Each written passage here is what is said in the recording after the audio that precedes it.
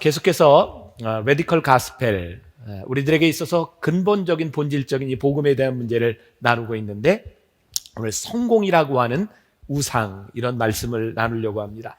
제가 언젠가 이 분당에 있는 창조교회 홍기영 목사님의 더 가까이라고 하는 책을 소개한 적이 있습니다. 이 목사님이 안식년을 지나면서 하나님과의 친밀함, 이 부분에 대해서 많이 고뇌했던 그런 책이고, 그 책 중에 작은 소제목으로 이런 부분이 있었습니다. 주님이 주님인가? 그 질문 가운데서 이 홍 목사님은 만약 램프의 요정 지니가 실제로 존재하고 내 앞에 있다면 우리는 지니에게 소원을 빌 것인가? 아니면 예수님께 소원을 빌 것인가? 이런 질문을 던지고 있습니다. 물론 우리는 아무 생각하지 않고 주님이라고 이야기할지 모르지만 실제로 지니가 내 앞에 있다면 마음이 좀 흔들릴 수 있겠다는 생각이 듭니다. 여러분, 주님과 지니 중에 누구를 택하시겠습니까? 왜냐하면 지니는 이렇게 비비면 나오지만 주님은 간절히 기도해도 대답이 없으실 때가 있습니다. 지니는요, 3가지 소원을 말하면 무슨 소원이든지 다 들어줍니다. 근데 주님께 소원을 얘기하고 나면 좀 찝찝합니다. 이거 내가 제대로 얘기했나 못했나. 또 지니는요, 소원을 다 들어주고 다시 그냥 램프로 들어갑니다. 근데 주님은 내 소원 3개 다 얘기하고 끝까지 동행해야 되는 분입니다. 그래서 영 이렇게 개운하지 않습니다. 우리가 주님과 함께 주님을 내 삶의 주인으로 모신다고 하는 것은 지니에게 소원을 비는 것과는 아주 다른 차원의 문제입니다. 그런데 우리들이 복음 앞에서 이 물음을 던져야 하는 겁니다. 정말 주님이 내 삶의 주인이신가? 내 삶의 주인이 정말 주님이신가? 내 소원과 주님과는 어떤 관계가 있는가? 저는 오늘 이 물음 가운데서 우리들이 생각하고 있는 성공, 그리고 우리들이 주님으로 모시는 우리 주님과의 친밀함, 이런 부분들을 생각해 볼 필요가 있다는 생각을 합니다.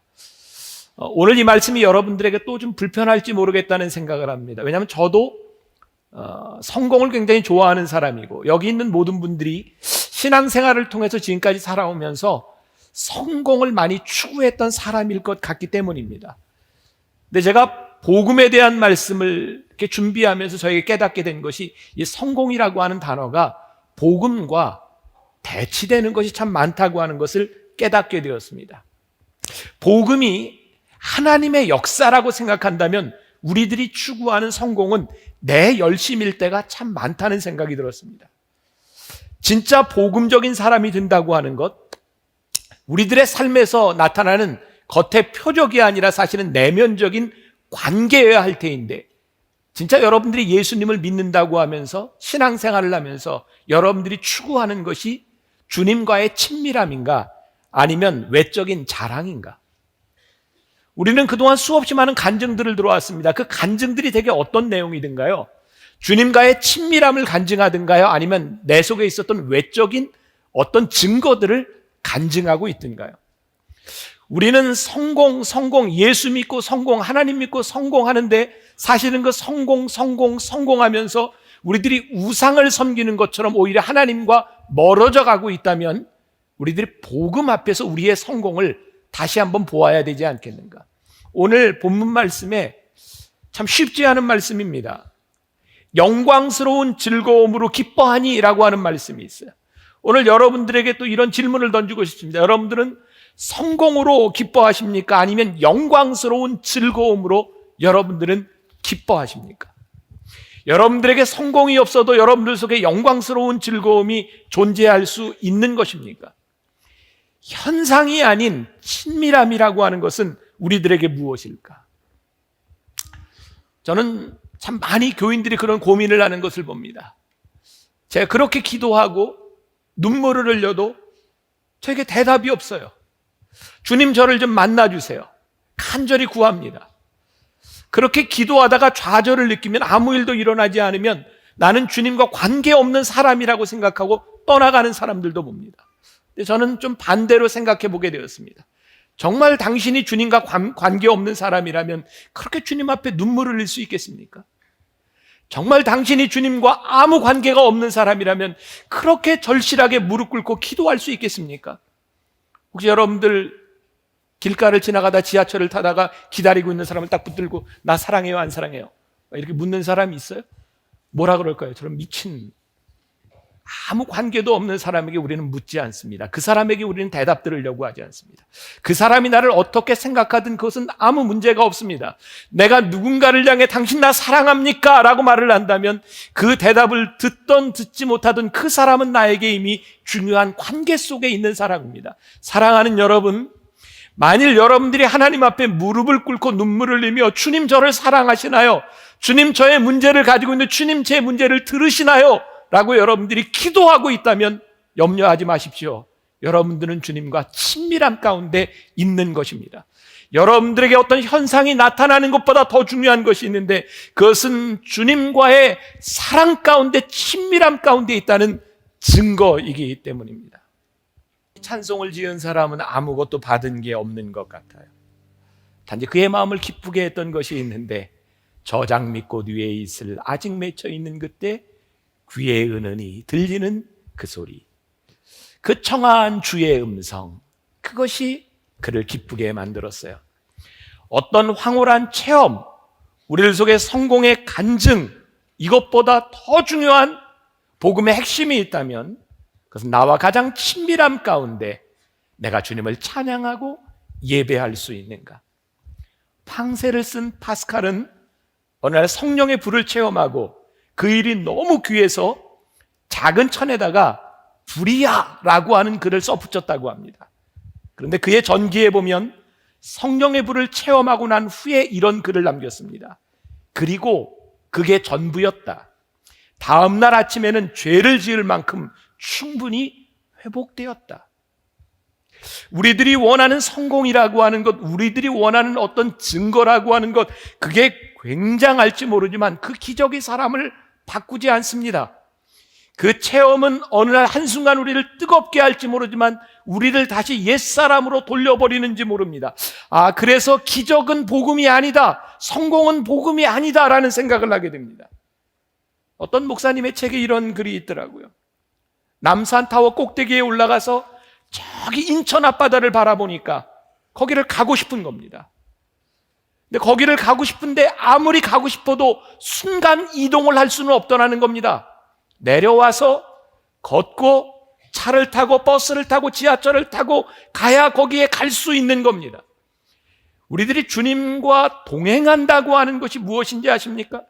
어느 날 여러분들의 삶의 한순간 환상처럼 확 터지고 여러분들에게 기적이 나타나고 여러분들의 가슴을 뜨겁게 하는 것, 이것이 복음이 아니라, 그것이 여러분들의 성공이 아니라, 우리들이 꿈꾸는 그것이 아니라, 복음은 그런 것이 아니라, 우리의 성공의 여부에 달려있는 것이 아니라 주님과 함께 동행함에 우리들의 즐거움이 있는가. 많은 사람들이 그런 꿈을 꿉니다. 기도하며 우리들의 노력보다는 그냥 어느 날 떨어지는 어떤 요행, 그래서 우리의 신앙이 때때로 우상이 되어버리고 마치 노름을 해서 일확천금을 얻는 것처럼, 그렇게 한번 집회에 나오면 모든 문제가 다 해결되어지는 것처럼 생각하는 것. 그래서 단번에 해결하려고 합니다. 특별 기도회 때, 특별 부흥회 때. 요즘 세상하고 전혀 다르지 않은 것 같아요. 빠름 빨라야 되고 인스턴트, 뭔가 그냥 확 해결이 되어야 될 것 같은데 그것이 우리들에게 성공이라고 생각하는데 실제로 그것이 성공이 아니더라 이 말이에요. 이스라엘 백성이 출애굽기 32장에 보면 애굽에서 400년 동안 종살이하다가 출애굽합니다. 그들이 많은 기적을 체험합니다. 홍해를 건너고 마라의 쓴물, 여러 가지 기적을 체험합니다. 이제 모세가 시내산에 올라가서 하나님의 계명을 받으러 갑니다. 40일 시내산에 머무르는 동안 이스라엘 백성이 기다리지 못합니다. 성경에 보니까 이렇게 되어 있어요. 백성이 모세가 산에서 내려옴이 더딤을 보고 모여 백성이 아론에게 이르러 말하되 일어나라, 우리를 위하여 우리를 인도할 신을 만들라. 이 모세 곧 우리를 애굽 땅에서 인도하여 내는 사람은 어찌 되었는지 알지 못함이니이다. 그들이 생각했던 것보다 빠르지 않은 더딤을 바라보며 그들은 우상을 만들기 시작합니다. 사랑하는 여러분, 정말 하나님의 역사가 우리들 가운데서 일어난다는 것이 무엇일까요? 여러분들에게 정말 좋은 도전이 되었으면 좋겠어요. 여러분들의 신앙을 다시 한번 뒤집어 놓는 일이 되었으면 좋겠는데, 여러분들의 성공을 이루는 것이 아니라 여러분들의 삶에 지금도 우리와 동행하시는 그 하나님이 우리들 속에 기쁨인가, 아니면 여러분들이 성공을 얻었을 때 기쁨인가, 이거 우리들이 분명히 보아야 복음이 무엇인지를 알 수 있을 것 같다는 생각. 기다림을 싫어하는 이유가 무엇일까요? 우리는 기다리는 시간, 이것을 무기력한 시간이라고 생각하는지 몰라요. 여러분, 우상을 숭배하는 무당 굿의 특징이 뭡니까? 딱 굿을 한 번 해서 문제를 단박에 해결해 버리려고 하는 겁니다. 이 굿 한 번 하면 문제가 해결됩니다. 귀신이 떠나갑니다. 병이 낫습니다. 근데 우리 예수님께서 우리들에게 원하시는 것은 단박에 우리 문제가 해결되는 것이 아니라 관계 회복에 있었어요. 내 죄가 사함을 받고 하나님과 우리들 사이의 관계가 회복되고 친밀해지는 것, 그것이 우리들이 추구해야 될 신앙의 모습인데, 오늘 우리는 혹시 이 예배를 들으면서 여러분들의 성공을 꿈꾸며 여기에 나와 있는 것은 아닌가? 우리의 성공은 절대로 채워지지 않습니다. 그래서 성공을 바라는 사람은 끊임없는 갈증 가운데 살아갑니다. 왠지 아세요? 그 성공을 이루면 또 다른 성공이 우리 눈앞에 보이기 때문입니다. 이 문제를 해결하면 또 다른 문제가 보이기 때문입니다. 그래서 주님은 갈증과 고통 속에 있는 우리들을 끊임없이 부르십니다. 수고하고 무거운 짐진 자들아, 다 내게로 오라. 내가 너희를 쉬게 하리라. 우리 주님께서 우리들의 문제를 해결해 주시겠다, 이런 말씀이 아닙니다. 해결해 주면 또 다른 문제가 존재합니다. 그 문제가 근본적인 것이 아니라 너희들이 나와의 관계 속에 들어오면 좋겠다. 나는 마음이 온유하고 겸손하니 나의 멍에를 메고 내게 배우라. 그리하면 너희 마음이 쉼을 얻으리니 이는 내 멍에는 쉽고 내 짐은 가벼움이라 하시니라. 이것이 예수님께서 우리들에게 말씀하신 복음입니다. 내가 병이 낫는다는 것이 복음이 아니고, 내 사업이 잘 된다는 것이 복음이 아니고, 오늘 내가 내 안에 와서 나를 배우라, 나와 함께 거하라, 이것이 복음입니다. 우리가 물어야 할 질문이 있습니다. 우리에게 우상이 무엇인가? 어쩌면 이것은 좀 잘못된 질문일 수도 있다는 생각을 합니다. 우상이 무엇인가가 아니라 이미 우리들 가운데는 우상이 가득 차 있습니다. 진짜 우리들이 물어야 될 것은 하나님과 경쟁하는 것이 내 속에 무엇인가를 솔직하게 우리들이 내놓아야 합니다. 내가 하나님을 예배한다고 하는, 내가 하나님 앞에 선 존재라고 하면서도 우리는 하나님보다 늘 사람을 신경 씁니다. 그 사람이 우상입니다. 내가 하나님의 사역을 열심히 한다고 하면서도 우리는 늘 사람의 인정에 목말라 있습니다. 인정이 우상입니다. 하나님과의 관계를 생각한다고 하면서도 우리는 누군가에게 상처를 주면서 살아갑니다. 우리의 우선순위를 모르는 것이 아니라 우리의 우선순위를 가로막고 있는 것, 이것이 무엇인지를 우리들이 분명히 알아야 합니다. 여러분, 성공에 중독되면요, 우리는 계속해서 더 많은 것들을 열망하기 시작합니다. 성공에 중독이 되면요, 거짓말하고요, 남을 속이고 모함하고 피해를 주는 일들을 너무나 쉽게 합니다. 우리는 이렇게 말을 합니다. 나는 교회를 위해서입니다. 가정을 위해서입니다. 나라를 위해서입니다. 그런데 주변에 있는 우리들은 다 압니다. 그 사람이 얼마나 거짓되어 있는지. 왜? 그 사람은 성공을 향해 달려가고 있기 때문입니다. 여러분들이 하나님 앞에서 올바른 친밀함이 이루어지지 않는, 하나님보다 다른 것을 생각하는 여러분들의 성공은요, 얼마나 잘못될 수 있는지 몰라요. 성공은요, 중독성이 있습니다. 그래서 채워지지 않습니다. 말씀을 준비하다 보았던 마돈나, 가수 마돈나의 글이 있더라고요. 이렇게 썼어요. 나는 강철 같은 의지를 가지고 있다. 무엇인가가 부족하다는 끔찍한 공포를 이겨내기 위해 언제나 내 모든 의지를 쏟아부었다. 그 순간을 한 차례 넘기고 나면 내가 특별한 사람임을 깨닫지만, 그런 다음 또 다른 무대에 서면 내가 평범하고 시시한 사람이 된 것 같다. 이런 일이 반복되고 또 반복된다. 평범해질지도 모른다. 끔찍한 공포심이 내 인생을 움직이는 힘이다. 언제나 그 공포가 나를 몰아붙이고 또 몰아붙인다. 이미 대단한 사람이 되었건만 여전히 나는 대단한 사람임을 증명해 보여야 한다. 이런 나의 투쟁은 끝난 것이 없고 앞으로도 절대 끝나지 않을 것이다. 불쌍한 사람입니다.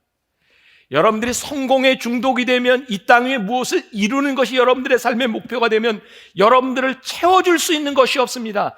그래서 공허함을 중독으로 채우려고 합니다. 술로 채워지고, 포르노로 채워지고, 여자관계, 이성관계, 담배, 마약, 노름.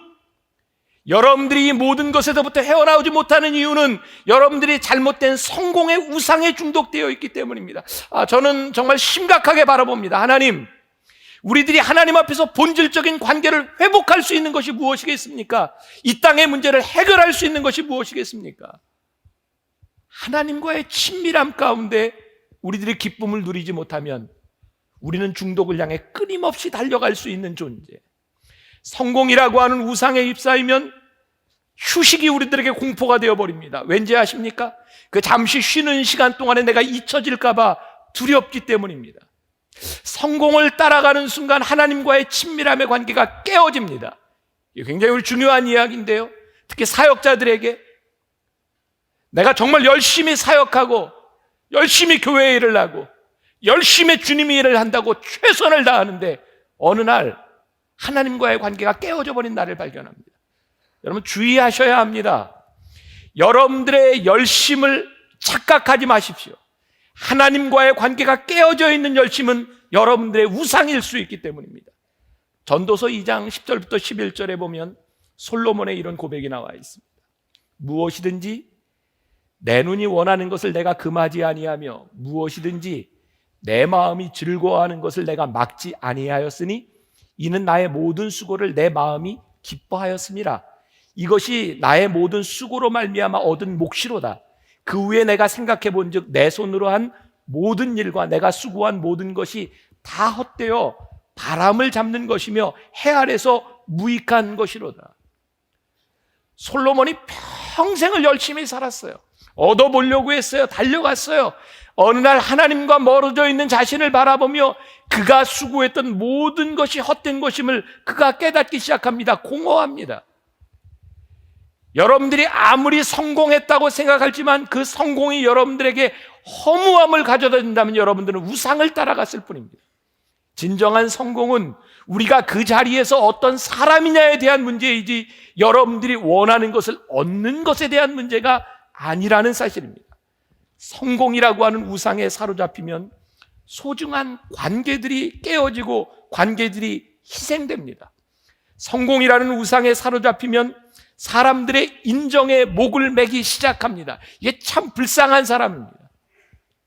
일과 자기 자신을 혼동하기도 합니다. 직장에서 잘려나가면 내 인생이 끝난 것처럼 생각을 하기도 합니다. 누가 내 일에 대해 비난을 하면 내 인격이 비난을 받은 것처럼 생각하기도 합니다. 마치 세상의 줄이 끊어지면 내 모든 것이 끊어진 것처럼 생각합니다. 그 성공의 우상에 매어들린 사람은 어느 날 한순간에 휩쓸리고 마는 것을 봅니다.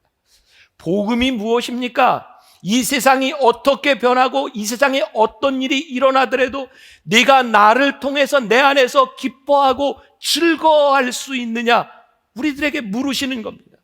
목회자들에게도 이런 현상들이 얼마나 많이 일어나는지 몰라요. 목회하는 교회에서 성도가 아무리 늘어나도 만족이 되지 않습니다.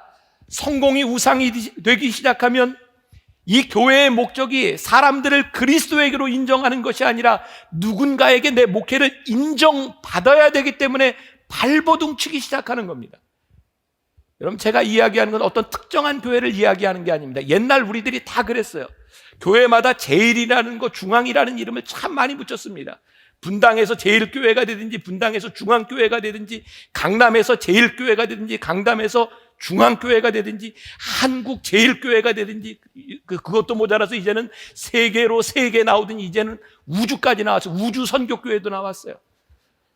우리들이 점점 더 커져야 된다고 생각합니다. 한 단계 더 높아가야 된다고 생각합니다. 이 사람보다 비교해서 내가 조금 더 나아야 된다고 생각을 합니다. 그런데 아무리 그렇게 이름을 짓고 아무리 그렇게 따라가도 내가 그 성공을 기뻐할 수 없는 겁니다. 왠지 아십니까? 내가 이 자리에 와 있으면 다른 자리에 가 있는 그 사람이 있기 때문입니다. 하나님이 오늘 우리들에게 바라시는 것이 무엇일까요? 우리들이 주 안에서 누릴 수 있는 것이 무엇일까요? 지난 8월에 여러분들 보셨는지 한 청년의 몰락을 보았어요. 그런 책을 쓴 사람이에요. 스펙보다 열정. 그 책 아세요? 김원기라고 하는 청년이 세상에 실업계 출신으로 대불대를 다니다가 편입을 해서 연세대에 들어가고 졸업도 하기 전에 삼성 SDS의 특채가 됐고, 그래서 2012년 6월에 스펙보다 열정이라고 하는 책을 써서 센세이션을 일으켰습니다. 근데 책 나오고 보름 만에 SDS가 삼성이 그런 사람 입사한 적 없다고 발표를 했고, 출판사에 2천만 원 손해배상을 했고, 연세대에서도 아니라고 제적을 했고, 신문사에도 전화를 했답니다. 왜 그런 일을 했습니까? 성공하기 위해 거짓말을 했습니다. 여러분들이 하나님의 관계가 아니라 여러분들의 삶에 성공에 목매기 시작할 때 하나님을 믿는 여러분들이 얼마나 쉽게 타락할 수 있는지 아십니까? 여러분들이 이루려고 하는 그 꿈을 이루기 위해서 하나님과의 관계가 얼마나 쉽게 포기될 수 있는지 아십니까? 목사가 성공에 목매이면 학벌도 조작하고 논문도 조작하고, 근데 하나님이 이렇게 물으실 것 같아요. 내 논문과 내 학벌이 나와 무슨 상관이 있냐? 하나님하고 상관이 있는 것이 아닙니다. 그러나 단지 내 성공의 모양일 뿐입니다. 제가 이런 말하기가 참 조심스럽기는 한데 요즘 많이 없어졌어요. 교회마다 왜 목사님들이 가운을 입을 때 여기에 3줄간 박사 가운을 입고 여기에 나와야 되는가? 설교라는 목사가 왜 박사여야 하는가? 이거 하나님과 무슨 관계가 있는가? 이런 말을 하는 제가 완전하게, 저도 많은 허물이 있을 겁니다. 누군가 저에게 지적을 해줘야 될 겁니다. 그러나 분명한 것은 우리들이 하나님의 일을 한다고 할 때 하나님과의 관계에 있어서 그 관계 이외의 것이 내 성공을 보장해 준다고 생각할 때 그것이 얼마나 우리를 비참하게 만들 수 있겠는가? 이게 목사에게만 해당되는 얘기일까요? 오늘 여러분들의 삶에 똑같이 해당되지 않겠습니까? 여러분들이 하나님의 사람으로 살아가는데 하나님과의 관계에 상관없는 그 어떤 것이 여러분들의 성공이 우상이 되어버릴 때, 마태복음 16장 26절에서 예수님은 사람이 만일 온 천하를 얻고도 제 목숨을 잃으면 무엇이 유익하리요? 사람이 무엇을 주고 제 목숨과 바꾸겠냐라고 말씀하십니다. 우리 삶의 가치는 자신이 세상에서 성취한 일에 있는 것이 아니라 내가 누구냐에 있지 않겠습니까? 제가 정말 심각하게 그런 물음을 던집니다. 제가 나중에 하나님 나라에 갔을 때 하나님께서 저에게 물으실 일이 무엇일까?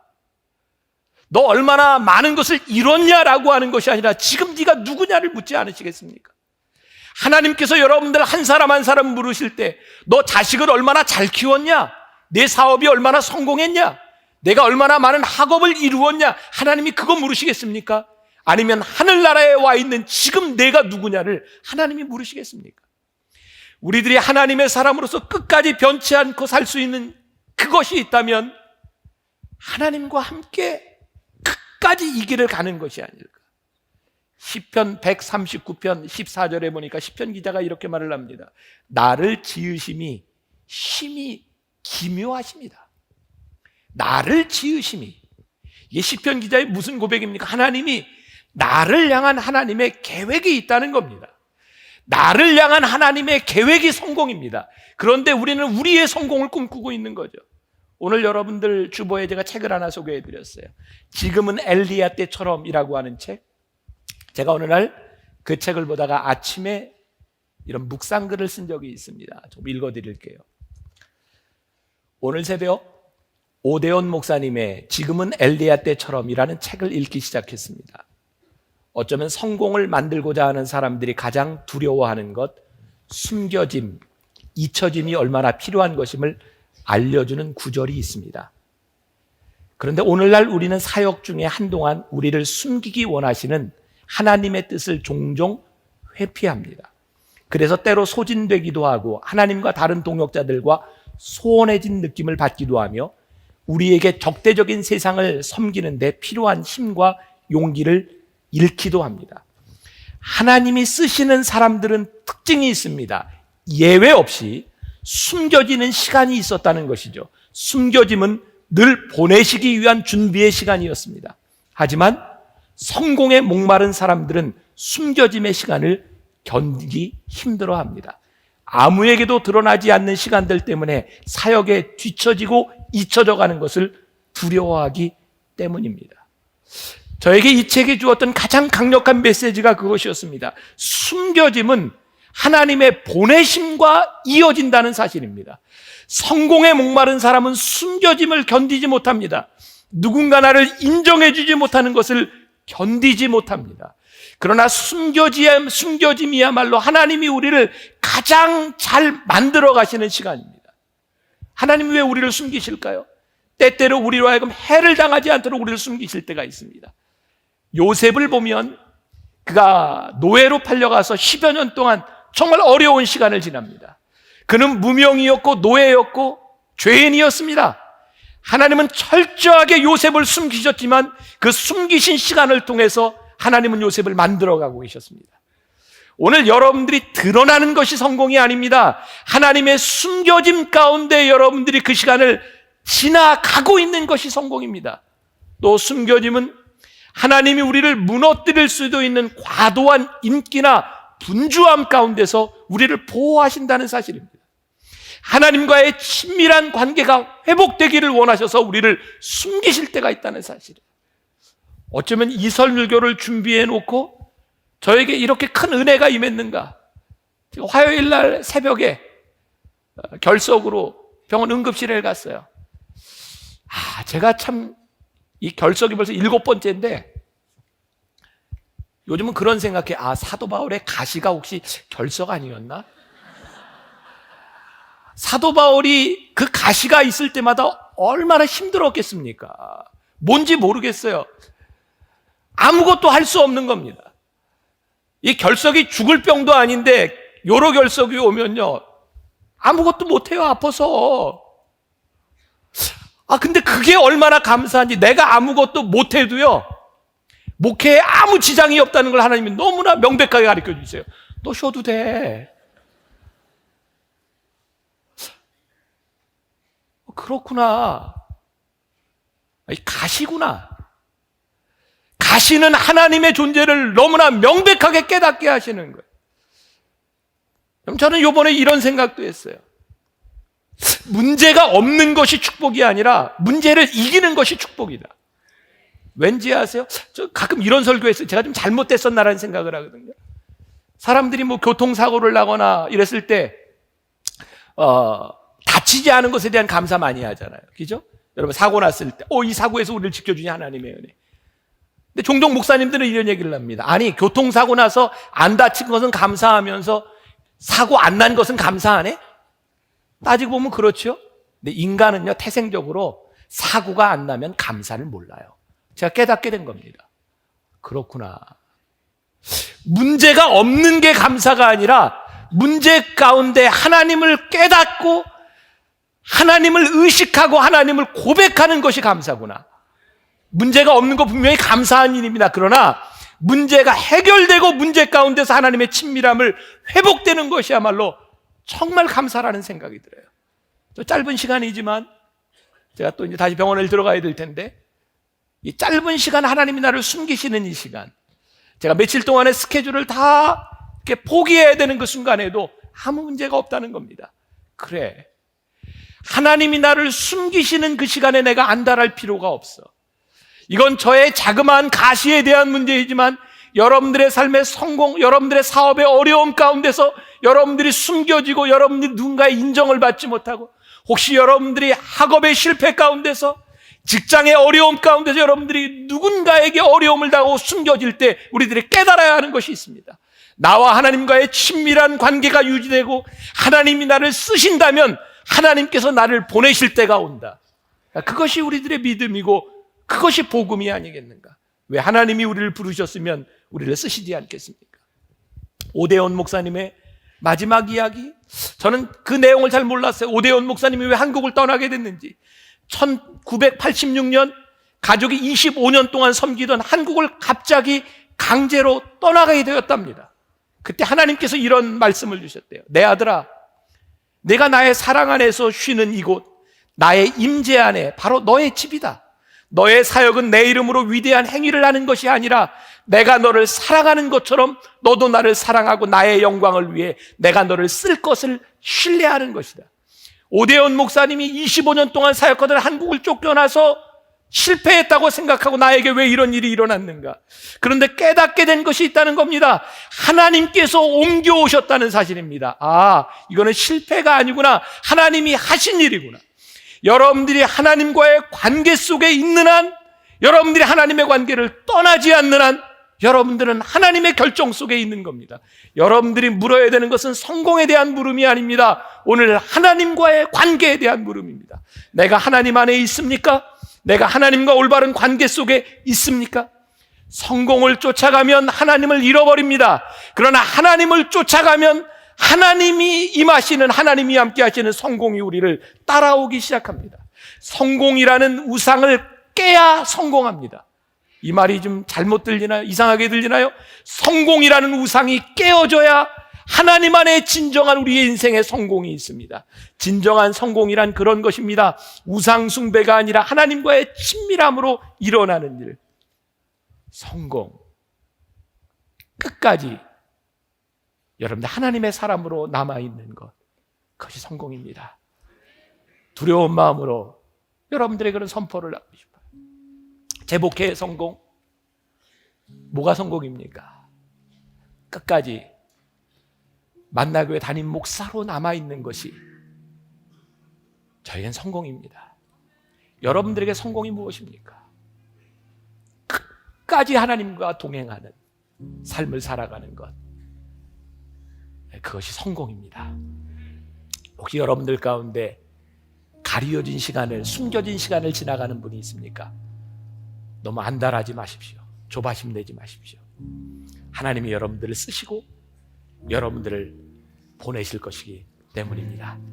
우리 같이 찬양하기를 원합니다.